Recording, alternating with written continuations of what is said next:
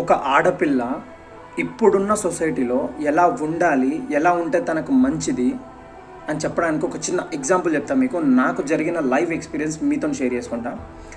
నా work complete చేసుకొని నేను బస్సులో మా ఇంటికి వెళ్తున్నా.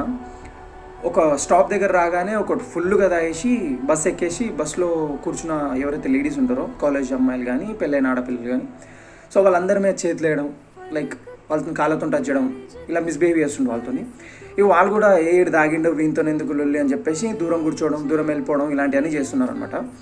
వాడు అక్కడితోనే ఆగిండా లే, అక్కడనే పక్కన నిల్చున్న ఒక అక్క నిల్చొని ఉంది. ఇక వీడు కాలు మీద కాలు వేసుకొని అక్కను కాలుతో టచ్ చేయడం, ఇట్లా చేయడం స్టార్ట్ చేసాడు. ఇంకా అక్కని వేసుకుంది చూడు, మామూలుగా వేసుకోలేదు, చాలా గట్టిగా వేసుకుంది. వాడు బస్సు దిగేలోపు వాడు దాగిందంతా దిగిపోయింది. అండ్ బస్సులో ఉన్న వాళ్ళందరూ కూడా చాలా నవ్విర్రు చూసి. కానీ నాకు మాత్రం పర్సనల్గా చాలా ప్రౌడ్ అనిపించింది అక్కని చూసి. మిగిలిన ఆడవాళ్ళు కూడా అంతే ధైర్యంతో అంతే గట్టిగా సమాధానం చెప్తే ఇలాంటి నా కొడుకులు ఇంకా ఇంకా రారని అనిపించింది నాకు. ఐ హోప్ త్వరలో జరుగుతుందని మనస్ఫూర్తిగా కోరుకుంటున్నాను. అండ్ తాగి ఇట్లా పబ్లిక్లోకి వచ్చి డిస్టర్బ్ చేసే నా కొడుకులందరికీ ఒక్క విషయం చెప్పాలనుకుంటున్నా.